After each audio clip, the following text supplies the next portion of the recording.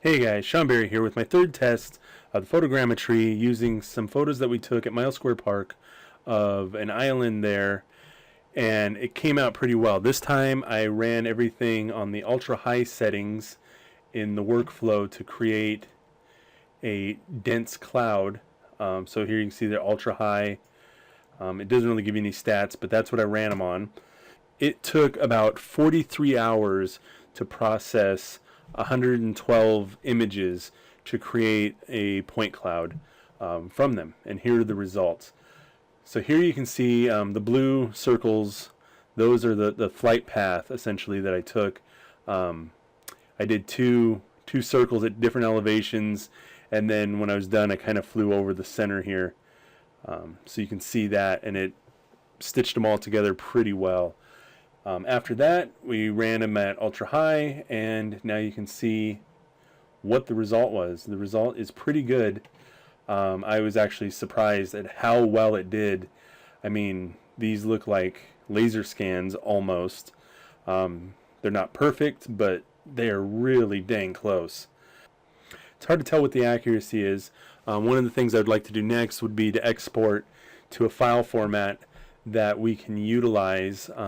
So in this video, this is one of the reasons I wanted to make the video, so we can see what the different options are here for export.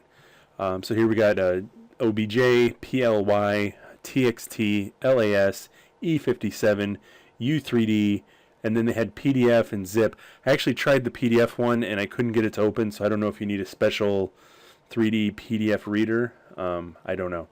But I wanted to list those off so we can take a look at which ones would be the most useful. So but for now, I'm going to be exporting to OBJ, which I already did, and I will bring those in for us to take a look. One interesting thing doing this photogrammetry of this island is, as you can see from the little images that I took, everything was focused on this island.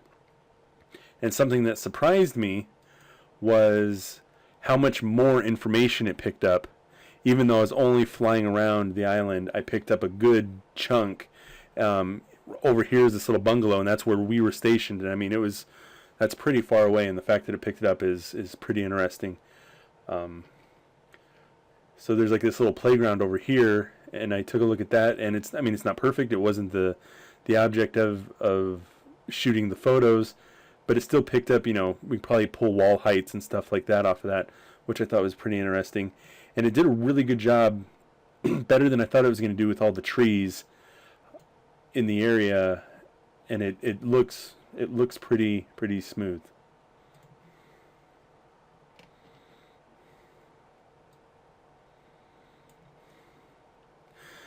So yeah, this looks pretty good. Here, I'm just going to kind of manipulate around this island a little bit and kind of give you guys an idea of the quality.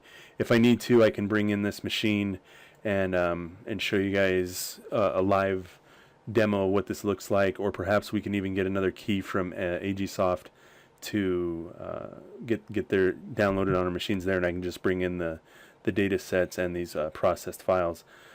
So like I said, this did take 43 hours to process, and that was my computer chugging at 100% CPU, and it got up as high as 27 to 29 gigabytes of RAM being used towards the end there.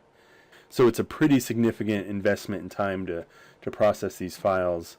So on the flip side, it only took about 10 minutes to collect this data via drone to create this point cloud, whereas if we wanted something similar with the 3D scanner, we know we'd get better accuracy, but to cover this much ground and for something that's just going to be contextual is a huge benefit.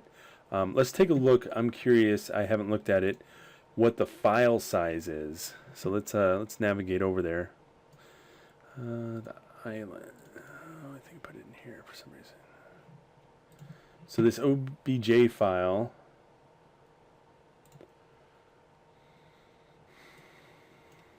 So this OBJ file that was created from the 112 images created a file that's 3.4 gigs.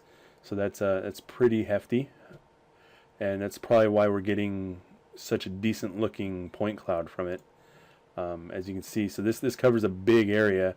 If I had to guess, I would say this was I would say this was, I don't know, 0.2 of a mile square that it picked up. We can measure that in Google Earth or something. But yeah, I just wanted to show you guys really quick. So like I said, it was just this island was the focus of the data set, and it did a very good job. It didn't do well in the water, but we know that isn't something to be expected. And everything else looks really good. I think if we were to put some laser scans in with this data, it would look pretty good. So, and I'll leave you guys with that. All right.